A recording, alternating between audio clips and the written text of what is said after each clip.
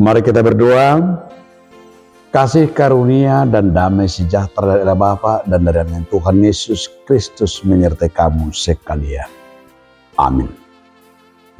Bapak, Ibu, saudara-saudara sekalian di dalam nama Tuhan Yesus Kristus, sebelum kita beraktivitas, mari kita mendengarkan firman Tuhan hari ini yang tertulis dalam kitab Lukas 4 ayat 18 sampai dengan ayat 19.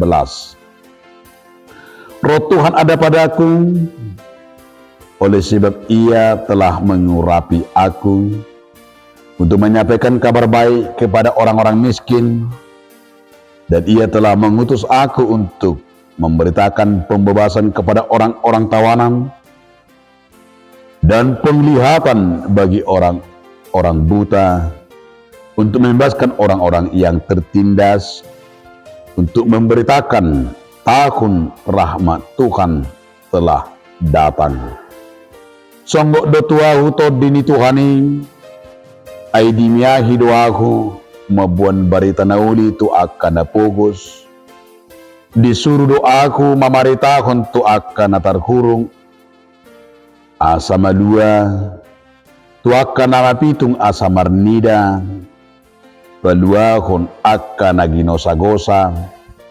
Mamaritahon tahun para silirohaon ni Tuhani.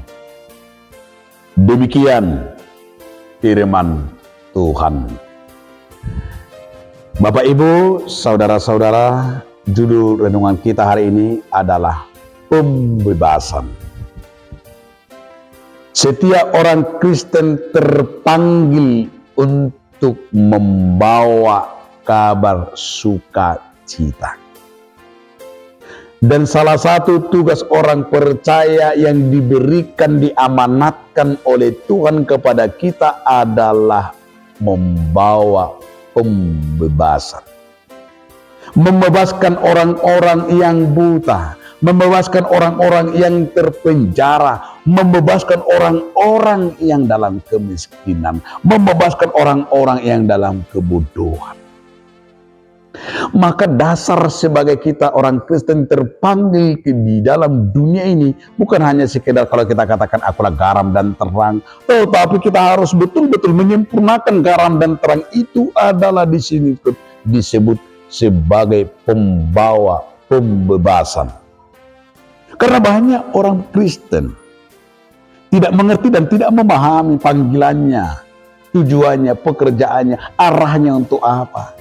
Tetapi sesungguhnya di sini kita mau diingatkan Allah, tugas yang paling mulia yang diberikan kepada kita adalah pembebasan.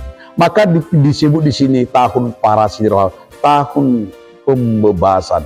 Kalau orang Israel dulu memakai istilah ada tahun pembebasan, semua dibebaskan, hutang-hutang dibebaskan, segala yang sakit dibebaskan, bahkan segala-galanya yang terpenjara. Mungkin juga dalam hal hubungan ikatan, baik terhadap ikatan pekerjaan, mungkin budak dibebaskan di tahun pembebasan itu. Namun yang menjadi luar biasa yang diajarkan oleh Tuhan Yesus bukan soal tradisi, tetapi adalah soal yaitu berkat dan makna kita terpanggil sebagai orang pembawa pembebasan itu. Karena pembebasan itulah anugerah.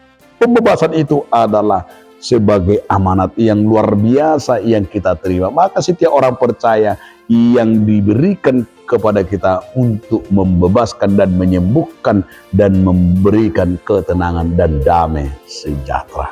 Selamat melakukan dan selamat menuai dan juga selamat mau membawa pembebasan kepada siapapun.